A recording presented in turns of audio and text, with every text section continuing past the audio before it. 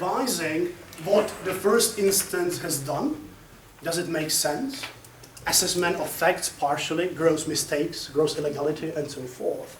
But at the same time, with the second foot, they are already in the sort of broader context, geographically, because they're unifying the lower first instance court, but also material-wise. Now, when this gets on the supreme level, this changes the balance. I mean, if I had on the first instance, I had individual dispute, individual case, and the individual, then appellate level being mixed, and the supreme level is by then, I'm sorry to say, and sound a bit harsh, it's about the law, it's not about the individual. Now, please don't start throwing tomatoes, but system which built itself that each of these layers of individual will provide individual justice can never function. Sorry, it does not function. We can see a daily evidence in a number of Romanic countries on the European continent. We can see a number of examples in post-communist countries where the problem is that each of the three layers attempts, or at least claims, to do individual justice, which you, with thousands and thousands or even 10,000 cases in some systems at a supreme level, you can never do. Now, I will elaborate this idea a bit further on, especially when we look at the Supreme Court, but this is essentially the key idea which should guide us in terms of drafting the rules of procedure and shaping the system. I must distinguish in between the type of work the individual levels and units do, because otherwise it will be a problem. Okay, let us look shortly at ordinary court. By ordinary court, I really mean a sort of first instance court and partially also appellate court in with that one foot when they do the revision bit. Now, it's a whole range of ideas and ways in which one might try to shorten up the length of procedure and speed up the cases while keeping reasonable quality, obviously. I mean, we can do execution overnight, but it's normally not that helpful. It's very difficult to divide them up. I may try through sort of three positive and one negative category, overreaching. The three positive ones is sort of the housekeeping things, procedural things, and things relating to judges themselves. And then the don'ts, sort of the two most tragic examples which I can think of the Czech and Slovak context. Housekeeping, sort of the institutional side within the court. Now, yet again, a range of things with which I think Slovenia must have experimented by now. The overall idea here, or the direction, is really de-burdening the judges and start to de-burden and put most of the work actually on support staff, which in a way is very cost-effective and very system-effective. What I mean is, well, in all the countries I know which have gone into more reasonable direction is the introduction of qualified support staff for judges, meaning judicial secretaries or law clerks, whatever you call them. It's not a secretary, those people have a university degree in law. It's just that, pragmatically speaking, there was a breakdown with respect to Hungarian, Polish, and Czech judges a few years back, looking at how much of their work actually they spend judging and how much is paper pushing, meaning administration. Hungarian was something like 30% actual judging, 70% administration. Polish was half-half. Czech was something 40% judging, 60% administration. The idea there really is, if you create, and the keyword or the buzzword of the last year has been amenities. I put a judge, I give him 2 qualified people and a secretary. It's quite a difference in the speed. Because what we have seen, at least in Czech administrative courts, is radical cut in the way this is being processed. Because, and actually it's also a cut in costs. Because, cynically speaking, for one workforce or one judge, I can hire 4 legal secretaries. Right? So from this point of view, it's also much economic and long-term perspective. And this skilled apparatus is then able to deal with most of the administration, plus, actually, with the easier cases. formulary application, summary judgment, simplified procedures. The Czech Code of Civil Procedure, for instance, introduced this, a number of areas in which judicial clerks can decide themselves. And there can be opposition towards this, which then is automatically reviewed by the judge.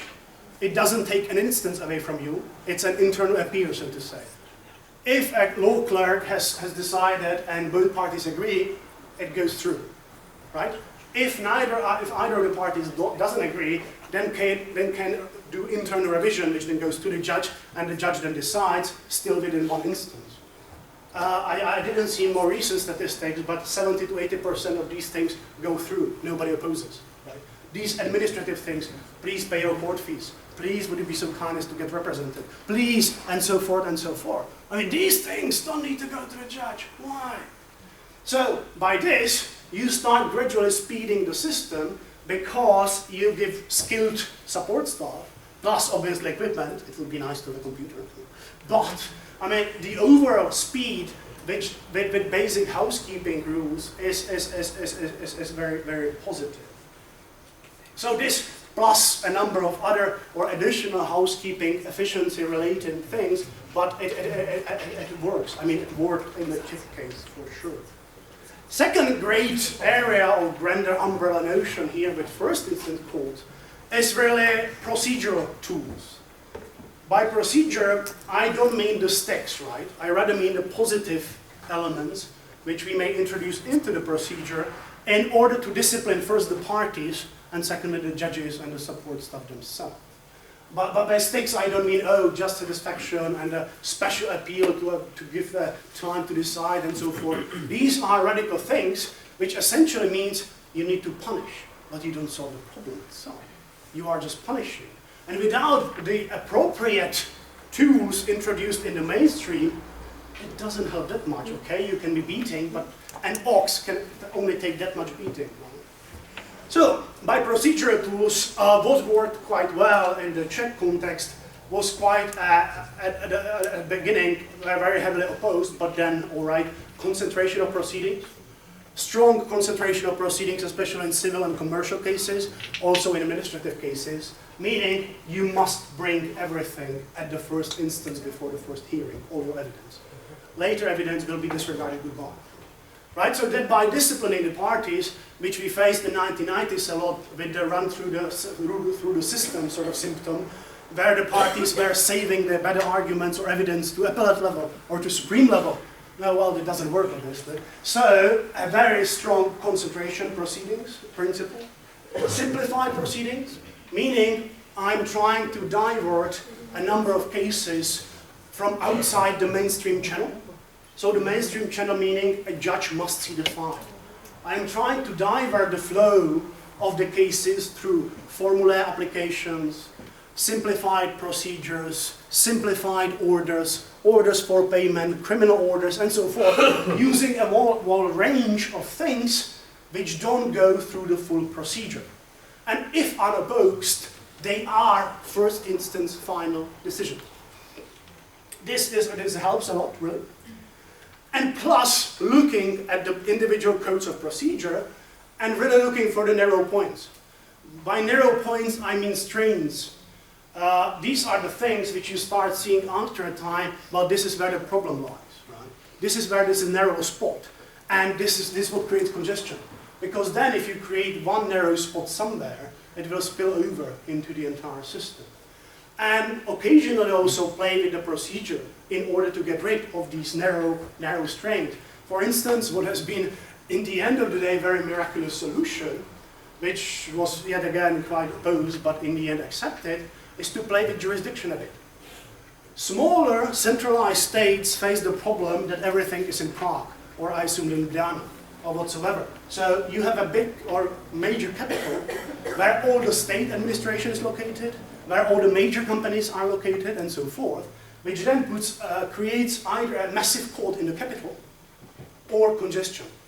We had this very clearly in administrative justice, because in administrative review, you are filing your case against the second instance decision of the administrative authority, which inevitably will be a ministry doing the review on the second instance, or a central authority, the Czech National Pension Administration, the Ministry of Finance for most of taxation, and so forth. Which then means that in the end, you have massive, but still completely non-able to cope municipal court in Prague, which is the administrative court of first instance, and the rest of the country is sort of on a half-paid semi-holidays, not doing that much. Well, quite a simple thing was change the jurisdiction. The jurisdiction will no longer be, or by now is no longer, by the second instance administrative decision, but by the first instance, location of the first instance administrative decision. By that, you split most of the agenda all across the Republic to all the other administrative courts of first instance, thereby substantially deburdening, to their disgust, but still, deburdening the court in the capital. And in the end of the day, the citizens are much more happy because it's the administration which has to go to the courts in the regions, right? Not the citizen, because normally it will be closer to the individual, the administrative decision of first instance. You see, I mean, if I'm, well, I still am actually a citizen of Chrudim, which is a community in Eastern Bohemia, then all my decisions and all my communication with the authority will be in Chrudim or in Pardubice, which is the regional town, right? And by now, for most of these cases, the court will be the regional court in Pardubice, not the municipal court in Prague. And this is what I mean by narrow points, narrow spots. Because this created congestions, and municipal court in Prague would generally not be able to decide under 2 years. Right? With this, you are able, you radically change the map of the jurisdiction, and you gave work to the regions, and everybody is happy. Well, with the exception of municipal court in Prague, which has sort of lost the importance, but everybody else will be happy. And the individual is happy as well. So, this is what I mean by procedural tools. Looking at the code of procedures in sort of critical way and looking for the narrow spots. The last point here at the first instance would be shortly looking at judges. This is where I put it on the last spot yet again because I don't think, contrary to a number of sort of populist claims which come from political quarters as well as from senior judiciary, that by hanging all the judges we would really solve the problem. No, the problem would be even worse, right? And what the judiciary, or what the judiciary, at least in the Czech Republic, really needed was stabilization. Not yet again personal change, upheaval, and so forth and so on. And the best policy there have been in the last 10 years was by Karel Čermák, who was the Minister of Justice in 2003, 2004, who was a senior person, the former president of the Czech Bar Association, who essentially announced as his governmental policy not to do any reforms. Oh, great.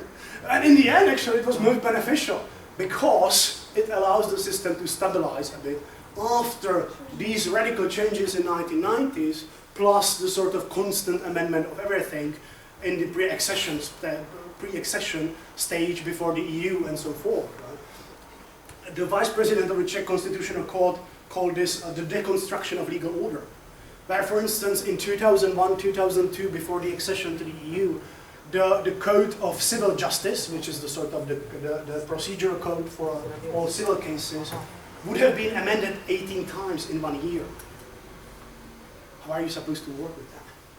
So from this point of view, stabilization might not be necessarily an evil thing. But if we think about future of judges and what to do with this with terms of judges, then it's again personal call. What do you think your personal point of view of policy is? I mean, what I have been trying to push forward with respect to Czech Republic or Slovakia, when occasionally I get the chance to talk to someone, is to gradually changing the system from purely career-oriented one, the Germanic style, to more mixed one. What I mean here by career judiciary is I have a judge who happens to be 24 years old, just appointed, which appears to be normally quite fun. And on the other sort of ideological scale, we have the Anglo-American system, where you don't become judge under 50, and you must have proven yourself in other legal professions. Now, I'm not advocating a switch from the one to the other. What I think would be beneficial in longer term is to allow for more lateral mobility. which we don't have in Czech Republic or Slovakia. Poland is a bit better because Poland, the Supreme Court is traditionally composed of professors. So it depends on the culture. But, for instance, the optimal or very good way would be the Dutch system or then some of the Nordic systems where they have much greater lateral mobility. You get people from other professions, attorneys, prosecutors, whatever you like, financial advisors, higher civil servants, and so forth, after 10 or 15 or 20 years of practice, and you allow them to enter judiciary at typically appellate or higher level, but also first instance courts, why not? And this brings, at least in those courts I have the privilege to observe, brings very well better fresh air, a bit of diversity, and logical thinking and experience. Because the problem we did have, or still have, within the systems which are only career-based, is you have a very junior person entering the system, meaning judiciary, being after the law faculty, right, being schooled and educated entirely within the system, and then released into the system in which it's, or he or she spent their entire professional life. What we get inevitably is detachment, non-understanding, the problem of commercial judges not really understanding the context of the disputes they have before them, administrative judges adjudicating on complex regulatory cases, not having an idea about the substance, and so forth and so on. So what I think would be very beneficial here for the quality of decision making, as well as eventually judicial delays, would really be to freshen it up a bit and allow for a bit of lateral mobility. I'm not saying we need to close the career judiciary branch, no. Even such a state, terribly meritocratic mandarinish like France, did introduce the second way of allowing judges to enter after 10 or 15 years of career through the École Nationale de Magistrature, allowing them to enter the system, right? Especially at the appellate level. It appears to be very helpful. Right, as I'm running out of time slightly, I will be looking very briefly. Okay, let me mention in final, with respect to the first instance courts, the two dons. Firstly, I mean, the dons meaning, it really doesn't help. There is a number of those, right? There is no shortage of stupid solutions. And one of the very great benefits of a slight comparative study is you could have avoided that stupidity if you only listened to others. I mean, we did have this in the Czech Republic, especially in the 1990s, with the proverbial Václav Klaus, who you might unfortunately know as well. And the sort of Czech way, right? We do have the Czech way for everything. We don't need to listen to those bloody Germans or English or French because this is a Czech way. Now, we have burned ourselves quite strongly because of that, but all right. I mean, if you wish there is a Slovene way, be my guest. But it's generally quite helpful to look somewhere else when they already did make the same mistake.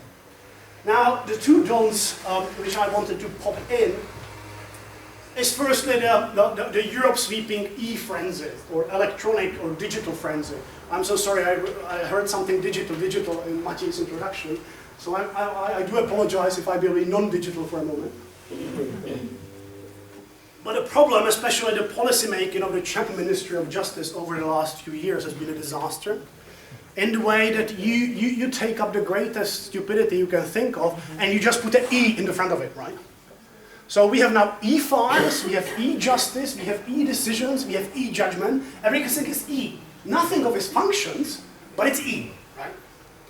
Okay, now seriously. The problem is, if one pushes, especially for European money or whatsoever, for digitalization and electronization of everything without changing the substance of the problem. So I just get an E problem, but I haven't solved the original problem. A wonderful example being the Czech system of management of judicial files, which obviously, because there was European money, so we must get e-files. Everything is electronic.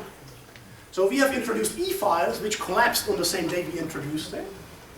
And ever since, all the courts of all instances have e-files, but they have also the paper files because nobody trusts the e-files.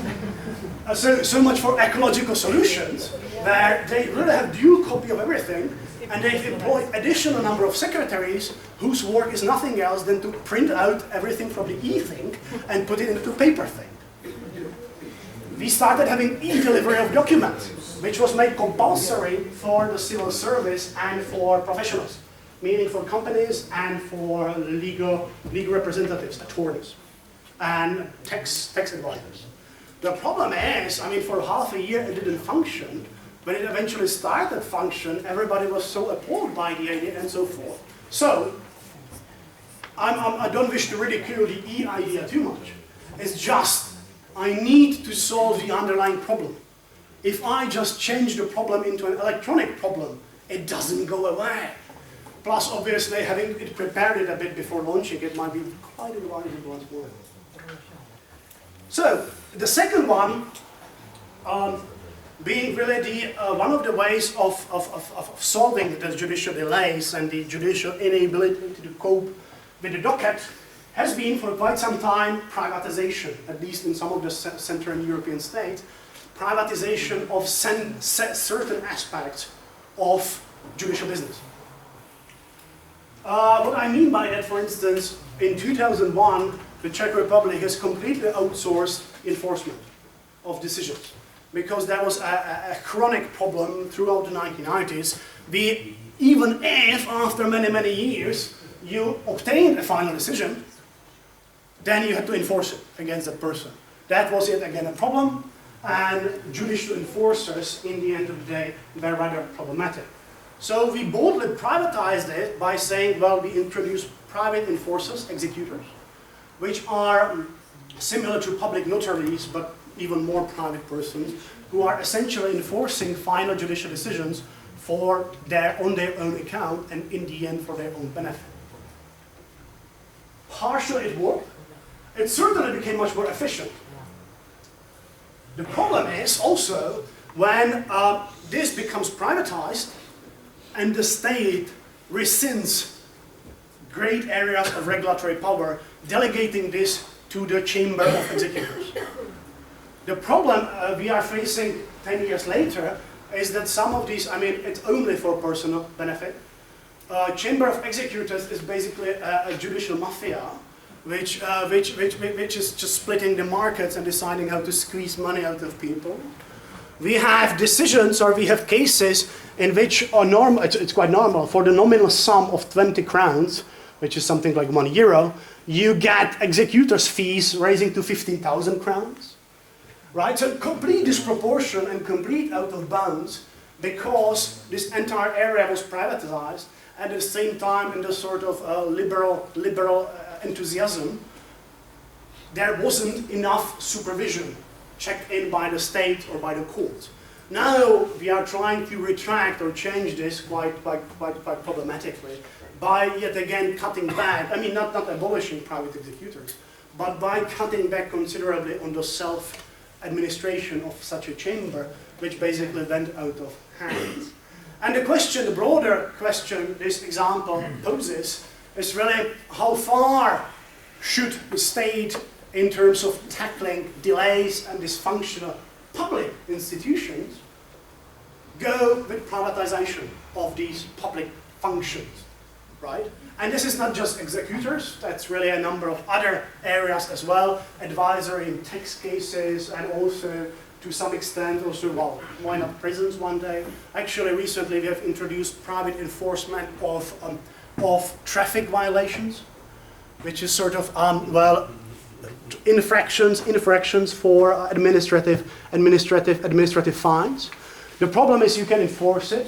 The one step which came too far was that you also entrusted to the same companies the measuring of the speed in cities, right?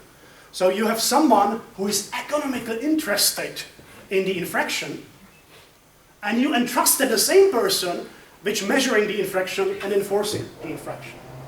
I mean, even with rudimentary economics, which obviously Czech deputies don't have, you will see it's bound to be a problem. If you started to make these economic incentives in order for the law to be violated. So this is the second fault, really, or the overall don't, with the question of how far can we really get with solving the problems of dysfunctional state authorities or function by privatizing.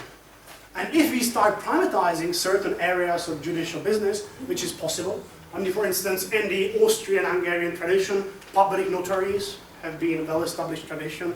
Everybody knows, not really that much problem with the exception that, for instance, Czech Chamber of Public Notaries behaves yet under the mafia, but it's all right. So, in the way, yes, it functions, right? In terms of wills, testaments, and so forth. The access to the profession and so forth is a different question, but in the end of the day, it somewhat functions.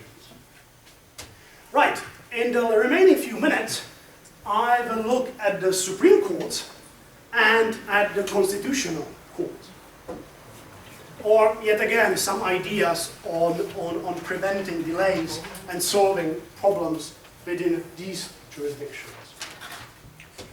With respect to Supreme Courts, I think I can be rather brief, because, I mean, I can refer you to the excellent articles I just read written by Professor Aleš Galič from Ljubljana, who has been dealing with the same problem in the context of Slovenian law, trying to make a bit sense of where to go and how. That's why I also see that the same problems are present throughout the post-communist region. And I also included the article I wrote on this some time ago, so it's really all there, and you might read it as well if you want. In a nutshell, really, the question is, how do I define and what's my vision of Supreme Court? The private-public function, individual, or more sort of law-oriented one.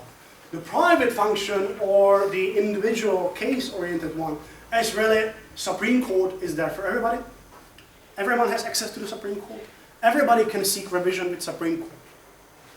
If you wish, the access to the Supreme Court is a matter of individual right. Actually, in the Italian Constitution, it's expressly written that everyone has access to the Supreme Court, Corte di Cassazione, meaning Supreme Court in civil and criminal matters. The problem of this system, as we see it pretty much everywhere it exists, is firstly, it's based on a myth of individual justice on a supreme level, which if you are dealing with thousands or 10,000s of cases every year, for instance, Corte di Cassazione decides about 40,000 cases a year. The French Cour de Cassation would be around 20,000. Within the Germanic tradition, where this access is based on a revision, not cassation, it would be in terms of thousands, 2,000, 3,000, 4,000, under 10,000. Can you really do justice in such cases? Can you start revising them individually? Does it function? In a way, the problem is, okay, we might say everybody has access to the Supreme Court. At the same time, the Supreme Court does not fulfill its role within the system. Why? Well, because inevitably, it creates masses of case law nobody reads. It contradicts itself in the case law, thus necessitating repetitive ways of individual litigants through the system in order to ascertain what the law is, right? If I have 2 or 3 opposing decisions of the Supreme Court on the question whether I am allowed to sublease my car to yet another financial provider, then obviously I have no guidance. In this way, the system, if it functions in this way, generates its own problems. And generates further litigation because you, if you are a legal representative, of course you are advising your client we must go to the Supreme Court because there is no guidance. On the other hand, if I have a supreme jurisdiction, which I from the very beginning define as a public function-oriented supreme jurisdiction, meaning the task is not to revise thousands and thousands of decisions, but to focus on several few. But there, you must go in depth. You must make it worth, right? This might be really a judgment, not sort of a statement of something nobody reads, copied parts of the laws. Oh, please be serious, right? This is supposed to be a judgment, which thinks about the consequences itself. It looks at parallel decisions. So very important, or even the key task here, is to unify the case law and to speak with one voice, clearly, univocally.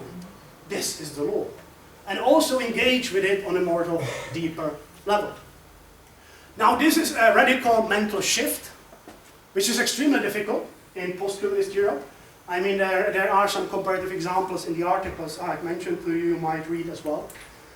The most hardly contested thing from the constitutional point of view is very often, or often inevitably really, if you are supposed to decide several, I don't know, 100, 200, maximum 300 cases a year on deeper merits, you don't deal with all the others. So you reject them summarily. Very often without any reasons, or reasons being given very summarily up to 1 page. And basically with a reference, cross-reference to previous case law. This has caused troubles in the way of that a number of constitutional courts in the region, Central and Eastern European region, said this is unconstitutional.